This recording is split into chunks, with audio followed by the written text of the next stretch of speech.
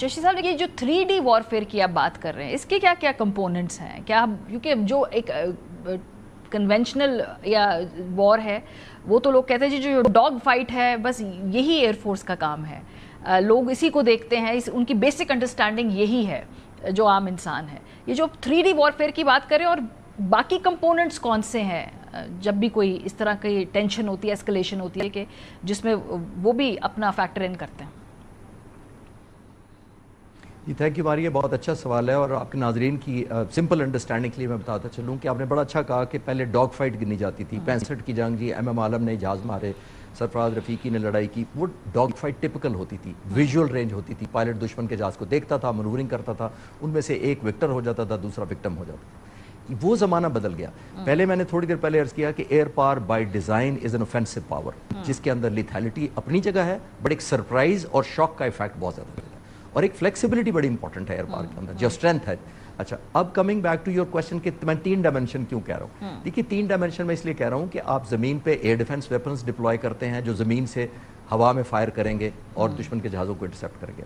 फिर आपके फाइटर जहाज़ हवा में होते हैं, एक और डायमेंशन आ गई कि एक प्लेटफॉर्म आपने मुख्तलिफ ऑल्टीट्यूड्स पे खड़े कर लिए, फिर इनके पीछे मुख्तलिफ ऑल्टीट्यूड्स पे जैमर्स, इलेक्ट्रॉनिक वॉरफेयर, एवैक्स और air to air refueller, depend करता है आपने कितनी दूर जाकर मिशन उड़ना है, वो भी उड़ रहे होंगे।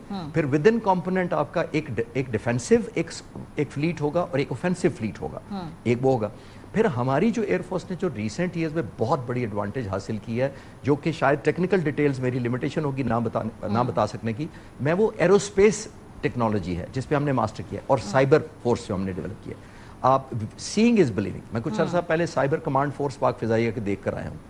अनइमेजिनेबल के हमारे नौजवान बच्चे ऑलमोस्ट टीनेजर से शायद निकल रहे हैं, मिरेकल्स कर रहे हैं वहाँ पे, और वो अब इतना डाटा उनके पास है कि शायद उनको फिल्टर करना मुश्किल हो रहा है कि हमारे पास इतनी इनपुट उनके पास आती है मुख्तलिफ सेंसर्स, जैसे मैंने अर्ज किया।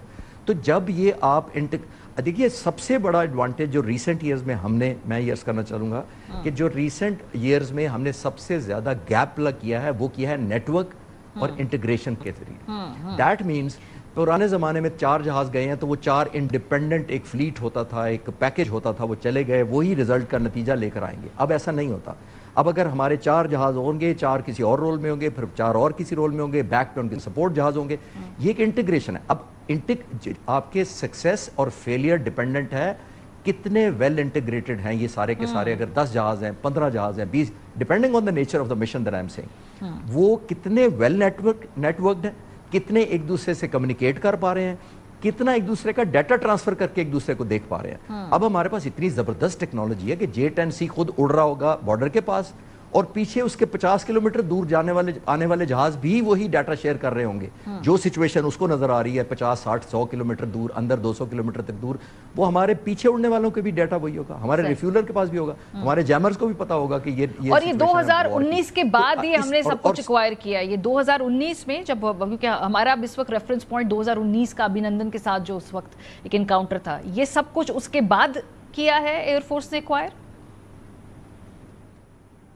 देखिए मैं जो पहले एयर चीफ्स रहे हैं इनका किसी का क्रेडिट नहीं लेना चाहूँगा। एयर मार्शल असगर खान और नूर खान से लेकर आज तक जितने सरबराह PF के होते हैं, वो हमेशा 3 चीज़ों पे हमने गैप प्लग करने की कोशिश की है। थोड़ी पहले मैं अर्ज़ कर रहा था कि हमारा एक डिसएडवांटेज न्यूमेरिकल बहुत बड़ा है, और एयर पावर में न्यूमेरिकल बड़ी काउंट होती है, स्पेशली जब दोनों मुल्कों के एक्सेस हो के कोई भी मॉडर्न जहाज़ खरीद सकता है। तो हमने 3 तरीक़ों से उनको प्लग किया है गैप को। एक जज्बा ईमान, ज़ाहिर है उसका तो कोई बाजार से नहीं मिलता, वो अल्हम्दुलिल्लाह मरने का हमें पता होता है कि if we are going there is a cause behind. क्योंकि इंडिया लड़ रहा है, जब भी मैं ऐसे मुल्क का जिक्र करता हूँ, इंडिया लड़ेगा विक्ट्री और डिफीट के लिए, पॉइंट स्कोरिंग के लिए, इमेज के लिए, इंटरनेशनलाइज अपने आप को करने के लिए, अपने आप को रेलेवेंट रखने के लिए करेगा। हम नहीं लड़ेंगे। मैं एज अ फाइटर पायलट जब टेक ऑफ करता हूँ तो ना मैं जंग के लिए लड़ता हूँ, ना मैं लोगों को दिखाने के लिए लड़ता हूँ, मैं 2 चीज़ों के लिए लड़ता हूँ। एक sovereignty of the country and my survival, मैं उसके लिए लड़ता हूँ। तो एक तो ये हमारा डिसएडवांटेज रहा है कि हम क्वांटिटेटिवली मैच नहीं कर पाएंगे। उसको हम प्लग कैसे करते हैं? एक जज्बे से, number 2 quality of training. Quality of training has always been, जब से पाक फिजाइया बनी है, क्वालिटी ऑफ ट्रेनिंग हैज रहा। जो गैप आप रेफर कर रही हैं रिसेंट गैप को, वो वाकई अब जरूरत थी। मैं इंडियन आर्मी एयरफोर्स चीफ का, आपने अभी वीडियो चलाई है नरेंद्र मोदी की, एक और गूगल करिए, फरवरी 2025, अभी से 2 महीने पहले की। इंडियन एयर चीफ एक पब्लिक सेमिनार में कह रहा है مجھے اور جہازوں کی ضرورت ہے تاکہ میں ریلیونٹ رہ سکوں اور اپنی تھریٹ یا خوف پیدا کر رکھ سکوں دشمنوں پر. اور دوسری وہ چیز کہتا ہے کہ ہم نے 9 سال پہلے 2016 میں 40 تیجاز جہاز جو ہندوستان کا JF-17 کا متبادل انہوں نے سمجھا تھا کہ مان جائے گا, ہم سے آج سے 40 سال پہلے کا بنا رہا شروع کیا تھا. انہوں نے شکایت کی کہ میں نے 2016 میں ہماری ایئر فورس نے 40 تیجاز آرڈر کیے تھے, ہمیں ایک جہاز ابھی تک پچھلے 9 سال میں نہیں ملا. اور انہوں نے انگریزی کا خود ہی کنکلوڈ کیا, انہوں نے کہا technology denies is technology delayed is technology denied.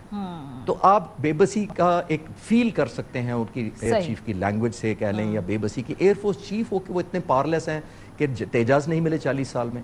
اور اس سے میں آپ کی اجازت سے ایک اور کنکلوژن ڈرا کروں گا. آپ نے نوٹ کیا انڈین ایئر فورس کے ایکسیڈنٹ بڑے ہوتے ہیں جی, وہ سوال آپ نے نہیں کیا لیکن میں آپ کو اسی سے کیونکہ لنکڈ ہے تو میں ایڈ کرتا چلوں. وہ اس لیے ہوتے ہیں کہ جب آپ کو جہاز نہیں ملتے ریپلیسمنٹ کے لیے تو آپ پرانے جہازوں کو کسی طرح مرمت کر کے اسپیئر پارٹس لگا کے ایکسٹینڈ کرتے رہتے ہیں. جب آپ کوالٹی آف مینٹیننس کمپرومائز کرتے ہیں it lead to an accident. ٹھیک ہے, بہت شکریہ. کوموڈور ریٹائرڈ خالد چشتی صاحب